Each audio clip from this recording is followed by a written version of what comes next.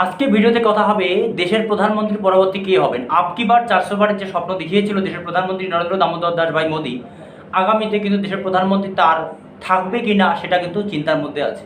এখনও কাউন্টিং শেষ হয়নি, কিন্তু পরিস্থিতি অন্যদিকে যাচ্ছে দর্শক। সেই বিষয়ে আজকে ভিডিওতে কথা হবে। তার আগে আমি আপনাদের যে একটা বিষয় জানিয়ে দিচ্ছি, কি দেশে কি মহা সংকট হতে যাচ্ছে, ত্রিশঙ্কু হতে যাচ্ছে পরিস্থিতি, কে প্রধানমন্ত্রী হবে এই নিয়ে আপনাদের সেই পুরানো একটি গান আপনাদের মনে গিয়ে শোনাবো, যেটা আপনারা বুঝতে পারবেন। সেই ছবি আপনারা এই সময় দেখছেন।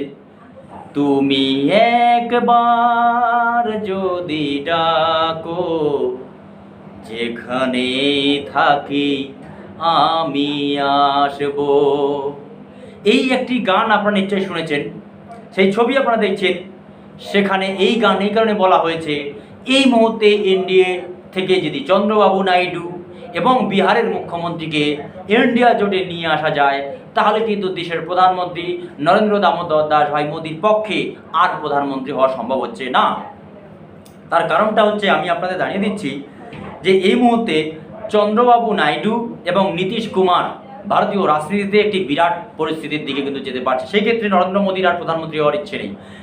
ইচ্ছে থাকা সত্ত্বেও তার প্রধানমন্ত্রী হওয়া সম্ভব হচ্ছে না, কারণ আপকি বার 400 বারের গল্প এই মুহূর্তে কিন্তু নেই। ভিডিও শেষ করার আগে আমি একটা জিনিস আপনাদের জানিয়ে দিচ্ছি দর্শক, যে সেই কি সংকটজনক পরিস্থিতি তৈরি হবে। একটা সময় 1996 সালের পরবর্তী সময়ে দেশ প্রায় এক বছরে তিনখানা প্রধানমন্ত্রী পেয়েছিল। সেই প্রধানমন্ত্রীরা কারা, যারা খুব শর্ট সময়ের মধ্যে দেশের প্রধানমন্ত্রী হয়েছিলেন। 1996 সালের মে মাসের পরে মিস্টার রাওয়ের মেয়াদ শেষ হওয়ার পর 3 বছরে ব্যবধানে 4 জন প্রধানমন্ত্রী দেখেছিল দেশ, যেমন অটল বিহারী বাজপেয়ী 2 মেয়াদ, 1 জুন 1996 থেকে 21 এপ্রিল।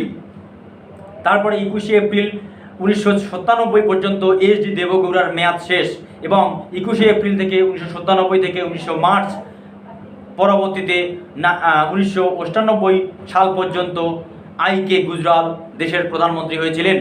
তাও দেশের প্রধানমন্ত্রী পদে কিন্তু আপনারা খুব পরিষ্কার বুঝতে পারলেন, 1996 সালে একবার কিন্তু প্রধানমন্ত্রী হয়েছিলেন এইচ.ডি. দেবগৌড়া, তারপরে প্রধানমন্ত্রী হয়েছিলেন আই.কে. গুজরাল, তারপরে প্রধানমন্ত্রী হয়েছিলেন অটল বিহারী বাজপেয়ী।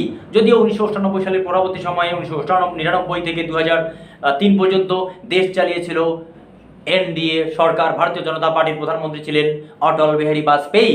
যদি আগামীতে কিন্তু এই মুহূর্তে যে ট্রেন্ড এসছে তাতে কিন্তু নরেন্দ্র মোদীর প্রধানমন্ত্রী হওয়া সম্ভব হচ্ছে না, তাহলে কি সেই নীতিশ কুমার বা চন্দ্রবাবু নাইডু প্রধানমন্ত্রী হচ্ছেন?